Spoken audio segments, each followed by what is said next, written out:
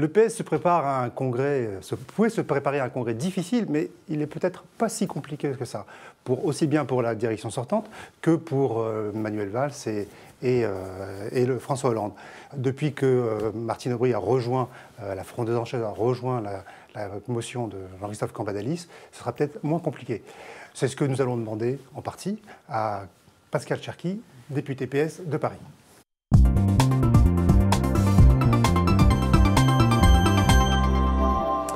Pascal Cherki, bonjour. Bonjour, monsieur Zanou. Alors, l'attentat déjoué oui. à Villejuif, relancer le débat sur la protection des lieux sensibles.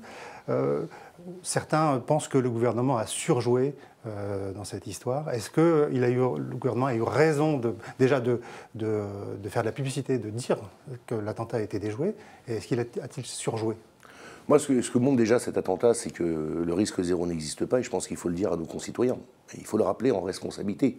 À partir du moment où nous sommes engagés sur des théâtres d'opérations extérieures, et où nous sommes en confrontation directe avec des forces politiques qui en ce moment sont Daesh et les islamistes radicaux, il est évident que certaines d'entre elles souhaitent infléchir la politique de la France. C'est un grand classique en faisant des attentats sur notre territoire. Ça s'est fait dans les années 90, dans les années 80. Il faut le dire parce qu'on a tout d'un coup le sentiment que c'est l'onzième plaie d'Égypte qui nous tombe dessus, alors que c'est quelque chose d'assez normal. Enfin, c'est une réaction normale. Bon, le risque zéro n'existe pas. Donc il faut s'adapter. C'est ce que font aujourd'hui les forces de police et le gouvernement, ce qu'aurait fait n'importe quel gouvernement d'ailleurs. Ils protègent les lieux sensibles. Et puis ça montre quoi? Ça montre que le renseignement, ça montre que finalement la lutte contre le terrorisme, elle est multifactorielle. Vous avez du renseignement humain, vous avez du renseignement technologique, puis vous avez aussi du hasard et de la chance. Bon, parce que si ce pied nickelé s'était pas tiré une balle lui-même dans la cuisse, il n'aurait pas été repéré par les services de police. Mais ça fait partie aussi, ce facteur chance, des événements. Voilà. Donc il faut être très vigilant. Pour autant, le gouvernement surjoue-t-il la menace, comme certains... Non, il faut prendre la menace au sérieux, parce qu'aujourd'hui, à quoi on assiste, si vous voulez? D'ailleurs, ça renvoie à tout le travail qui avait été fait au moment de la loi terrorisme, que moi j'avais voté. On assiste à des phénomènes parfois d'autoradicalisation, et puis surtout, finalement, d'accessibilité à l'acte terroriste. C'est-à-dire qu'avant, il fallait quand même une cellule constituée, extérieure, c'était généralement des terroristes qui venaient de l'étranger.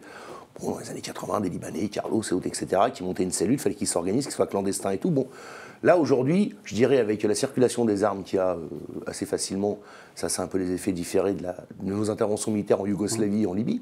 Bon, vous pouvez vous acheter une Kalachnikov pour peu d'argent. C'est facile d'aller faire un carton. Bon. Donc, c'est ce travail-là aussi qui rend les choses peut-être un peu plus complexes. C'est peut-être le phénomène nouveau qu'il y a. Bon, la police s'adaptera, on va s'adapter. Mais dans le respect strict des libertés. Bon, strict des libertés publiques. Justement, en ce moment même, à l'Assemblée, la loi sur le renseignement est en pleine discussion. Quel est votre sentiment sur cette loi? Mon sentiment, il y a des aspects positifs et des aspects inquiétants dans cette loi. L'aspect positif, et d'ailleurs je pense qu'il y a un relatif consensus de tous ceux qui voteront contre, qui s'abstiendront, qui voteront pour l'appréhender, surtout les bancs politiques. Bon. L'aspect positif, c'est qu'on codifie un certain nombre de pratiques qui avant étaient illégales. Donc on donne une base juridique à l'action des services de police, qui peut être important après dans les procédures judiciaires pour sécuriser juridiquement l'obtention de renseignements qui permettra de détecter ou une infraction, de la prévenir ou de pouvoir en retrouver les auteurs. Ça, c'est l'aspect positif. L'aspect sur lequel il faut qu'on fasse très attention, c'est qu'avant, ça se faisait. Il ne faut pas être naïf. Sauf que c'était illégal. Donc il y avait une forme, non pas d'autocensure, mais d'autoresponsabilisation des forces de police, qui se disaient, attention, il faut bien que je sois connecté à mon objet, parce que si jamais je fais une bavure, après on va m'accuser d'être un broussard. Là, on va étendre le champ de la liberté d'action des services de renseignement, donc il faut être très très précis. Alors, il y a eu des avancées dans le débat parlementaire. Moi, par exemple, j'ai fait adopter un amendement qui, dans les principes, met la protection des données personnelles, ce qui n'était pas au départ. On a modifié la composition de la haute autorité à la demande des députés de l'opposition, ce qui était une bonne chose. On ne peut pas aller encore assez loin, à mon avis. Et puis, il y a tout ce débat sur, finalement, est-ce qu'on ne fait pas trop confiance à la technologie par rapport au renseignement humain, parce que je rappelle dans les précédents attentats, c'était des gens connus et fichés des services de police. Bon, donc c'est quand même la question.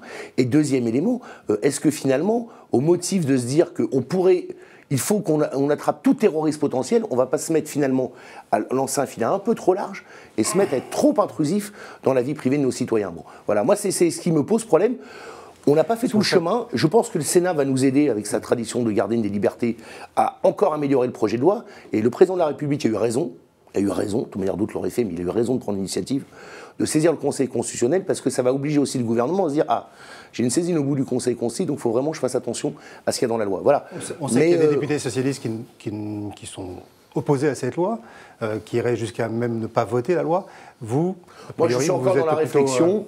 J'ai voté la loi antiterroriste de Bernard Cazeneuve, je la trouve utile. Pourquoi? Parce que je pense qu'on ne peut pas laisser Internet complètement à l'écart de la surveillance policière. Je disais en rigolant, on s'est mis à faire des écoutes téléphoniques le jour où on a inventé le téléphone. Avant, on écoutait aux portes. Mais on sait que c'est un lieu à la fois d'extrême liberté de l'information, de circulation. Et on a bien vu un certain nombre de révolutions dans les pays arabes. Le rôle qu'a pu jouer comme vecteur de l'information Internet. Donc il faut surtout que ça demeure. Mais en même temps, c'est un lieu de propagande et parfois d'auto-radicalisation et d'auto-embrigalement des personnes. Donc, on ne peut pas dire Internet est un territoire hors droit où on peut y faire ce qu'on veut. Mais aujourd'hui, la technologie moderne permet d'être très intrusive dans la vie privée des gens. Et donc là, il faut qu'on fasse attention, parce qu'il ne faudrait pas, au nom du fait qu'on veuille donner le maximum d'outils potentiels à la police, qu'on avait l'affaire un Patriot Act à la française. Bon.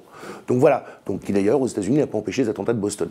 Donc voilà, c'est cet équilibre qu'il faut qu'on trouve. Moi, je ne suis pas dans un débat dogmatique par rapport au gouvernement dans ce sujet-là. C'est une question de curseur. Pour moi, pour l'instant, le curseur n'est pas encore atteint. Donc je suis dans la réflexion. Voilà, je balance entre le vote favorable et l'abstention. Voilà. Alors hier, Nicolas Sarkozy a dit que les socialistes étaient d'abord socialistes, sous-entendu avant d'être républicains, contrairement aux membres de l'UMP. Alors vous êtes d'abord socialiste et avant tout socialiste? Oui, je suis socialiste. Oui, avant d'être républicain? Vous savez, le socialisme et la République sont indissociables. Jaurès se battait pour la République sociale. Donc moi, je vais laisser ces querelles théologiques, cette paracha laïque, à ceux qui veulent la pratiquer, monsieur Zeynou. Je pense que c'est un faux débat. Bon, je vois bien que la compétition interne à la droite fait que de toute manière, quand Juppé dira quelque chose, les Sarkozy se taperont. Quand Sarkozy devra faire quelque chose, les partisans de Juppé le taperont, de Fillon. Bon, voilà, ça c'est de la tambouille. L'UMP, son ancêtre, c'est le RPR, ça s'appelait Rassemblement pour la République. Bon, on n'a pas hurlé à l'époque où il a fait Rassemblement pour la République.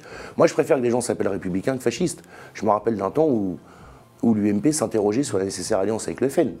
Donc, je préfère voir le bon en l'homme et je prends plutôt cette démarche positivement. En fait, les Républicains, repris par l'UMP, comme nom, ça vous gêne pas? Enfin, ça... Moi, ce qui me gêne, c'est plutôt leur programme. Leur nom, ça ne me gêne pas. Alors, vous êtes signataire de la motion À gauche pour gagner, qui est dirigée par Christian Paul, animée par Christian Paul, premier signataire, qui regroupe à la fois les frondeurs et l'aile gauche du PS, pour parler... Oui, et puis des anciens partisans de Dominique Strauss-Kahn, globalement, on est plutôt... globalement, c'est ceux qui pensent que la politique économique actuelle du gouvernement nous mène dans le mur. Mais on a l'impression que, pour le congrès de Poitiers, tout semble jouer. Non. Que la motion Cambadélis...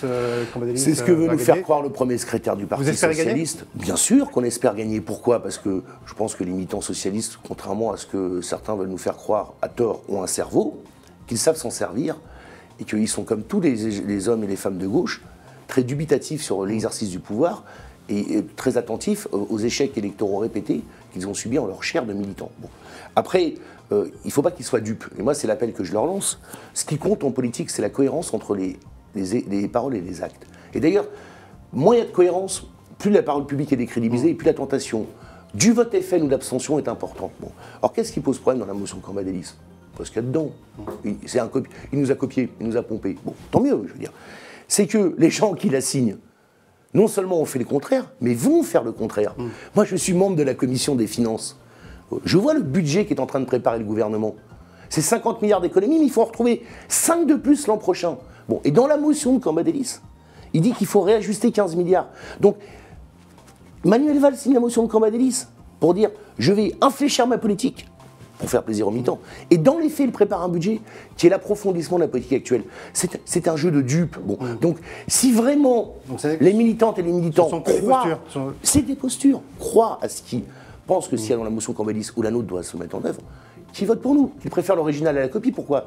Parce que, quel est l'enjeu de ce congrès? C'est un congrès, on ne va pas se gratter le nez ou nombril entre militants, il faut qu'il soit utile. Donc, il faut qu'il adresse un message. Un double message. D'abord un message au président de la République et au gouvernement pour leur dire, écoutez, les socialistes vous soutiennent, mais ils vous demandent des inflexions.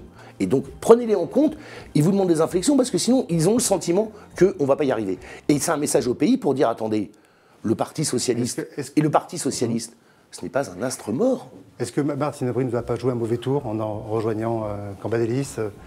Elle était censée être le leader des frondeurs, non, mais moi, la frondeuse en chef, et elle non, rejoint la majorité. Nous, on n'a pas de leader. Hein. Donc ça, non. Après, Martine Aubry a fait son choix. Moi, si elle pense qu'elle sera utile là, je lui souhaite de réussir. J'en doute. Je pense qu'elle s'est dit peut-être qu'en signant et en écrivant ce texte, Manuel Valls allait, pour une fois, appliquer les textes de congrès qu'il signait. On verra si elle a fait preuve d'une excessive naïveté ou pas. Voilà. Mais moi, mon sujet n'est pas ce qu'a fait ou ce que fera Martine Aubry. Je veux dire, j'ai beaucoup de respect pour notre ancienne première secrétaire. Elle a permis le processus des primaires qui a débouché sur l'investiture de François Hollande et après son élection à la présidence de la République. Donc c'est quelqu'un qui est très désintéressé, qui a le sens de l'intérêt général de son point de vue. Nous, on va mener le combat d'idées. J'ai 20 ans de moins que Martine Aubry. Je regarde plus vers l'avenir que vers le passé. Et donc moi, ce qui compte comme combat politique à mener maintenant, c'est le combat pour faire en sorte que le quinquennat réussisse et que nous ne fassions pas partie collectivement d'une génération qui a vu non seulement la gauche échouer au pouvoir, mais la gauche s'écrouler politiquement. Et vous avez des doutes sur la sincérité du scrutin de 21 mai? On va être très vigilant. Vous savez, moi, j'ai adhéré au PS en 1983, donc ça fait plus de 30 ans. Donc j'en ai fait des congrès.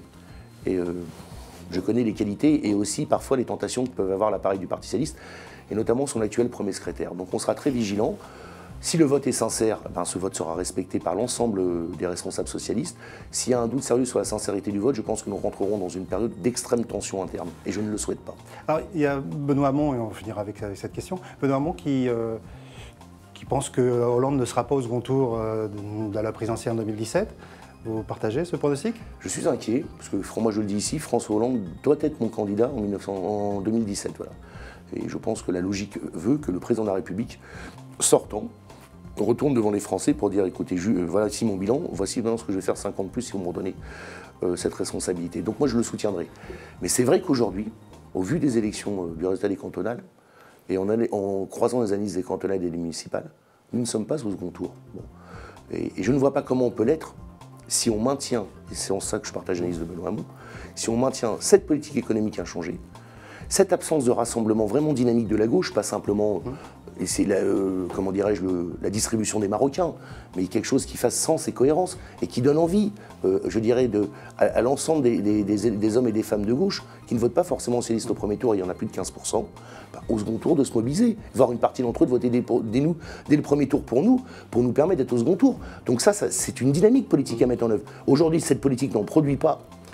Et c'est pour ça qu'on veut l'infléchir. Et la primaire qui est dans les statuts du PS, est-ce qu'elle a encore un sens pour 2017? Est-ce que Une primaire a un sens pour moi, je vous le dis très franchement, si c'est une primaire de plusieurs formations politiques de gauche. Il faut dire les choses honnêtement. Sous la 5e, ce n'est pas les institutions que je préfère, mais je fais avec pour l'instant. Donc si on arrive à avoir une primaire écologiste, radicaux de gauche socialiste, oui, ça vaut le coup. Ça vaut le coup. C'est une primaire socialo-socialiste, pourquoi pas? Je ne suis pas sûr que le président de la République, s'il décidait à nouveau candidat, s'y soumettrait. Et je ne suis pas sûr que dans ce cadre-là, les socialistes aient beaucoup d'énergie pour l'organiser. C'est ce que je veux vous dire. C'était une bonne chose que François Hollande ait rapproché le Front National du Parti communiste en disant qu'il agissait comme un tract du Parti communiste des années 70. C'est inopportun et faux, en plus, sur le fond. Et inopportun et inutilement blessant pour nos camarades communistes. Moi, je ne veux pas rentrer sur le fond du débat parce que tout a été dit. En tout cas, moi, ce que je peux témoigner, c'est du fait que je suis un député de la nation et que les électeurs et les électrices communistes et les militants communistes, au second tour de l'élection, ont appelé sans embâche à voter pour moi et donc m'ont délégué une part de leur souveraineté. Moi, je me dois aussi d'être digne de la confiance aussi des militantes et des militants communistes, pas seulement, aussi des écologistes, des socialistes et des citoyens qui m'ont fait confiance. Donc je suis aussi dépositaire de leur confiance et donc j'aborde le débat avec eux, j'essaie d'aborder avec eux le débat avec la hauteur de vue nécessaire. Eh bien, merci Pascal Cherki. Merci. Au revoir.